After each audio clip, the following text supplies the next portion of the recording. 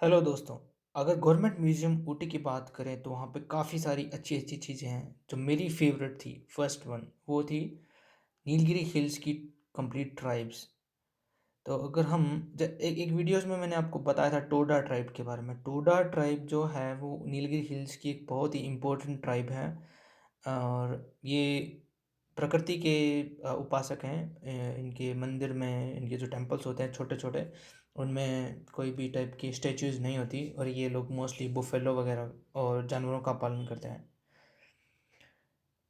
और मंदिरों में जो टोडा वुमेन्स हैं वो भी अलाउड नहीं होती। टोडा वुमेन्स को जो प्रेयर्स है वो मंदिर के बाहर एक पत्थर होता है उसके पास करनी होती हैं। तो ये एक आप देख सकते हैं कि एक टोडा टेम्पल का छोटा सा एक नमूना जैसा बनाया हुआ है।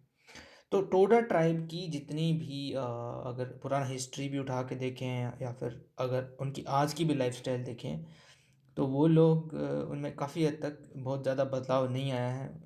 वो लोग अभी भी अपने उन पुराने रूल्स को और जो नेचर के साथ उनका अटैचमेंट है उसको अभी भी फॉलो कर रहे हैं। एक दूसरी इम्पोर्टेंट चीज़ जो थी वो टोडा ट्राइब की ड्रेसिंग।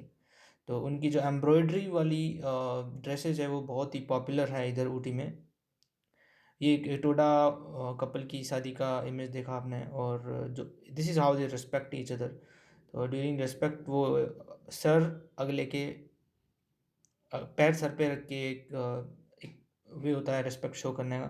तो ये पूरा टोडा ट्राइब के बारे में है, उनकी लाइफस्टाइल कैसी है। तो अगर आपका ऊटी गवर्नमेंट म्यूजियम आना हुआ तो ये एक क्योंकि सारी ट्राइब्स को पास से देख पाना तो चैलेंजिंग होता है, बेटर रहता है कि आप म्यूजियम में जाएं और उनकी सारी चीज़ों को देख पाएँ।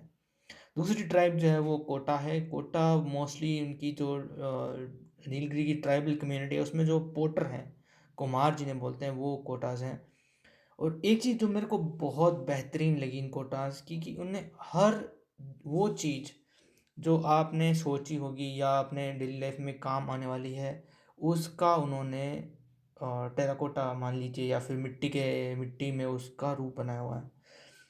तो इसके अलावा जो कोटास जो हैं इनका डांस भी काफ़ी पॉपुलर होता है और ये कुछ-कुछ इमेजेस हैं जो शो करती है कि कोटा कम्युनिटी के लोग कैसे दिखते हैं। और इनकी जो आर्ट है मिट्टी को हर टाइप की शेप में ढालने की, वो इस ट्राइब को बाकी ट्राइबल पीपल से अलग बनाती है।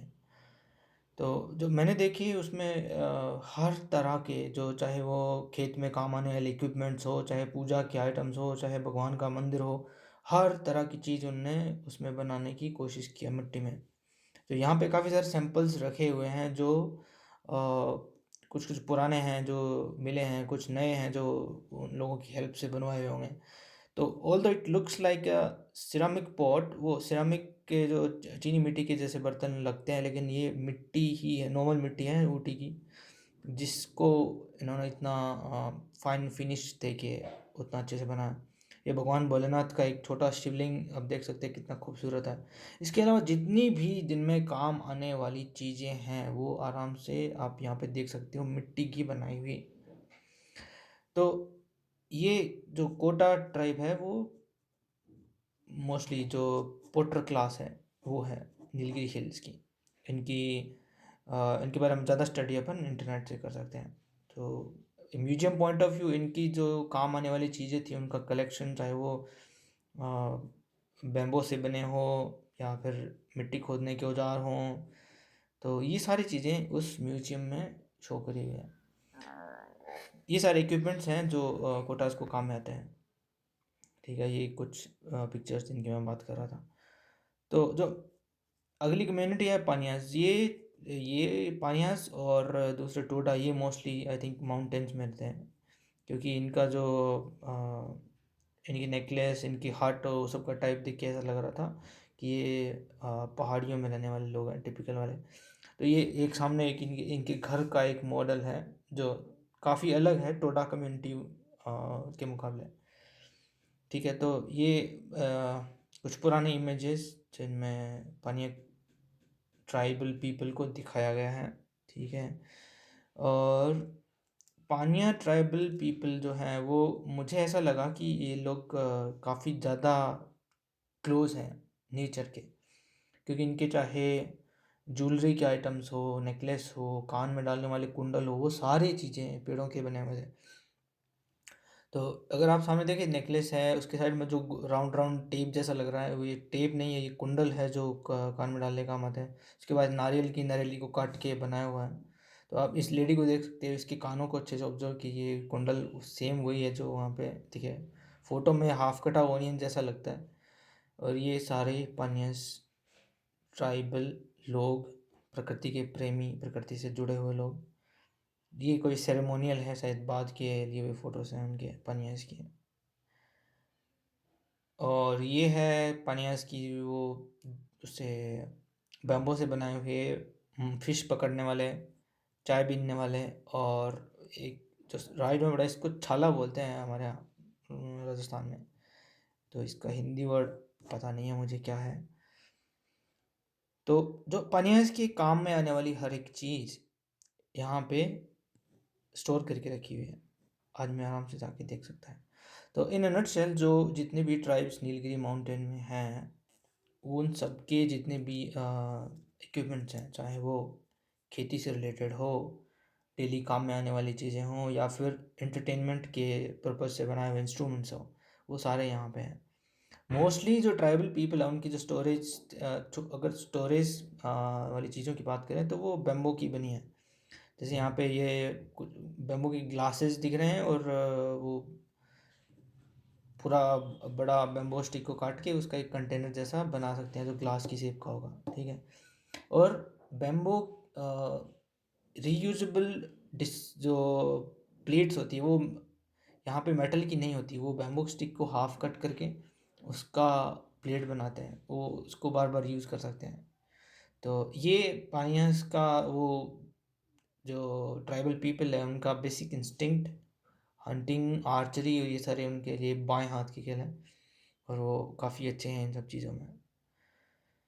तो ये जो ट्राइबल जो गवर्नमेंट म्यूज़ियम है उसका ट्राइबल सेक्शन है, जिसमें अपन डिफरेंट ट्राइब्स को रिव्यू कर रहे हैं, ठीक है। तो सारी तरह की ट्राइब्स इसमें हैं। एक ये भी ट्राइबल आदमी जो किसी शहर से आया है। तो ये अगली जो है ट्राइब, वो उसका नाम है इरुल्ला। इरुल्ला जो है वो भी नेटिव ट्राइब्स है नीलगिरी की, ठीक है। तो ये इनके शायद कुछ लीडर्स हैं, इनके बारे में कुछ ज़्यादा कुछ लिखा हुआ नहीं था तो मैं पता नहीं कर पाया। पर टोडा और पनिया के मुकाबले ये लोग थोड़े से मुझे एडवांस लगे। इनके रहन सहन का तरीका, इनके जो बर्तन हो गए, बाकी बाकी हर एक ट्राइब की अपनी एक अलग ख़ास बात है। जैसे मैं टोडा को बोला, टोडा और पनिया मुझे वो लगे कि they are part of the nature, वो प्रकृति के इतना नज़दीक कोई हो ही नहीं सकता, उनके लिए भगवान भी वही है इस हिसाब से। इनकी हर एक चीज़ को देखिए आप, इनमें कुछ भी चीज़ ऐसी नहीं है जो बाहर से आती है, वो उसी गांव में ही अपनी ज़रूरत के हिसाब से चीज़ों को कन्वर्ट करके अपने रिक्वायरमेंट के हिसाब से। तो ये अपने आप में इतनी सेल्फ रिलायंट और खुश होते हैं कि इन्हें बाहर की दुनिया से कुछ मतलब ही नहीं होता। असल में हम इमेजिन कर सकते हैं पुराने टाइम पे जो लोग पहले ट्राइबल रहे होंगे, बाद में सिटीज़ की तरफ मूव किए होंगे, तो बाहर के लोगों ने ज़बरदस्ती की होगी उनके साथ कि भाई तुम ये हो, तुम वो, तुम तो एकदम जंगल में रहते हो। लेकिन कहीं ना कहीं अब जाके समझ में आता है कि वही लाइफस्टाइल सही था, कि you are not expecting anything from others, जो तुम्हारे पास था तुम उसमें खुश थे और अपने आप में सेल्फ डिपेंडेंट थे। उसके बाद ये जो ट्राइब है वो वहाँ की आई थिंक जो म्यूजिकल इंस्ट्रूमेंट्स बनाते हैं, और जो आर्टिस्ट टाइप की ट्राइब है उसका नाम है कुरुम्बा। तो जो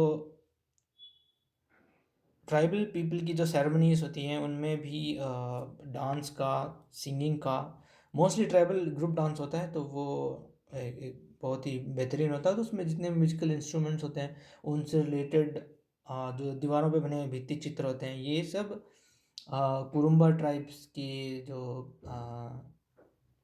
कलेक्शंस है उसमें देखने को मिलता है।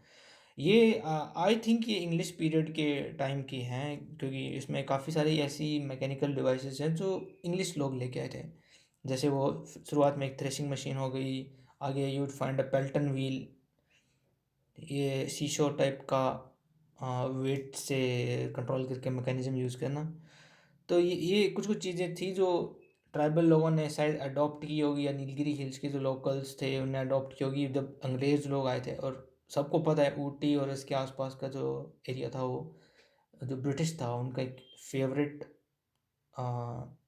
फेवरेट लोकेशन था टाइम बिताने के लिए। इसीलिए तो if you go to Wellington, Wellington पूरा ब्रिटिश स्टाइल में बसा हुआ है, जो वेलिंगटन आर्मी सेंटर है वो भी।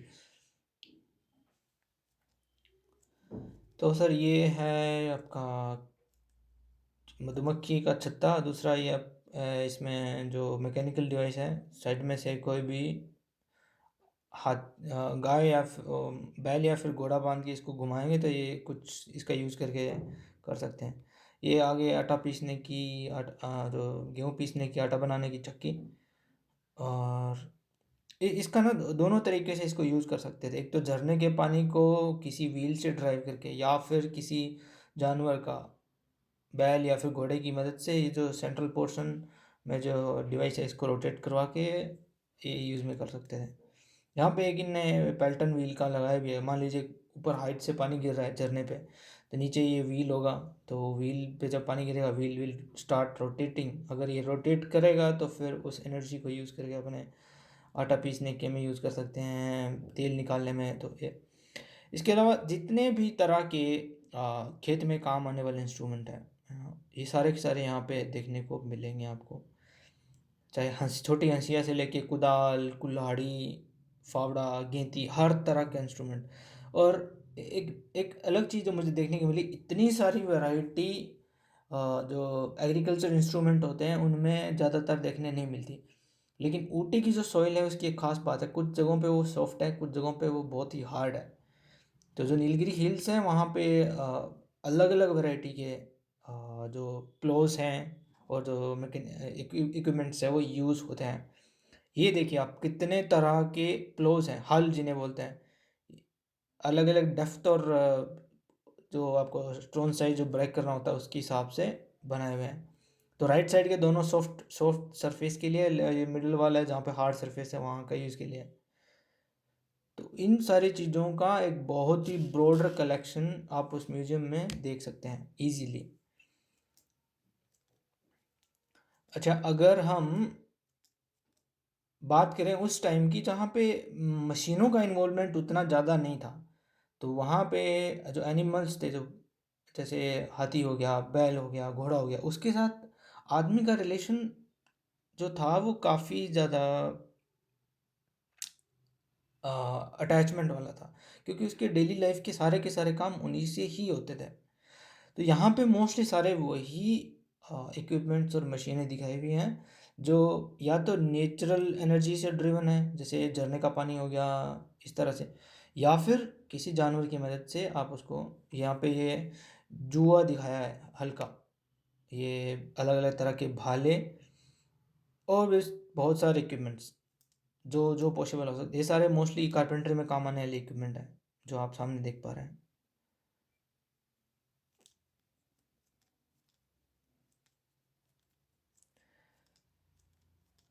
तो मुद्दे की बात यह है कि जो नीलगिरी के लोग थे उन्होंने टाइम के साथ अपने को इवॉल्व किया, लेकिन अपनी जड़ों के साथ जुड़े रहे।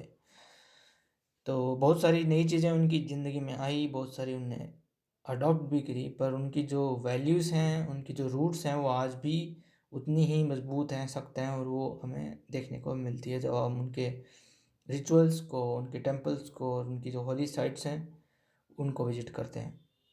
ये अलग अलग टाइप की ड्रिलिंग मशीन्स हैं। तो नो डाउट ये तो बाद में आई होगी जब इंग्लिश आए होंगे, ब्रिटिश। ये डिफरेंट तरह, अलग अलग तरह के लैम्प्स हैं over the period of time जो इवॉल्व किए। ठीक है, इसके बाद एक और कम्युनिटी जिसका जिक्र वहाँ पे म्यूज़ियम में किया था, वो एक ख़ास कम्युनिटी, वो असल में ऐसा ऐसा मेंशन था कि वो लोग वहाँ के ट्राइबल नहीं हैं, पर वो वहाँ के मूल निवासी हैं, आई मीन लोकल, बाहर से नहीं आए हुए। तो हो सकता है कि ये वो लोग रहे होंगे जिन्हें सबसे पहले बाहर वालों से इंटरेक्ट किया होगा और टेक्नोलॉजी को अडॉप्ट किया होगा।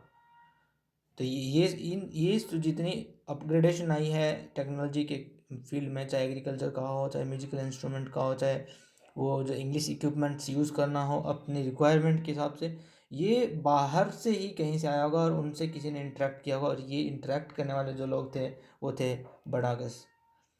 तो जो बडागस कम्युनिटी है वो असल में लोग नीलगिरी हिल्स की लोकल है, बट वो ट्राइब नहीं है। तो बडागस जो है ये एक पर्टिकुलर सेगमेंट म्यूजियम में बना हुआ है बडागस ट्राइब, बडागस पीपल के लिए।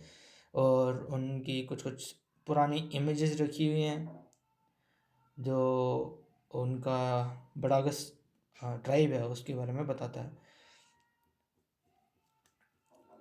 तो ये कुछ और शायद एक्सकेवेशन से मिला होगा या फिर अलग अलग पुरानी जगहों से मिला होगा जो बाद में स्टोर करके इन्हें एक जगह पर रख लिया। तो सर ये था आपका tribe section government museum Ooty का। कुछ कुछ बाकी इमेजेस और हैं जो आप देख सकते हैं।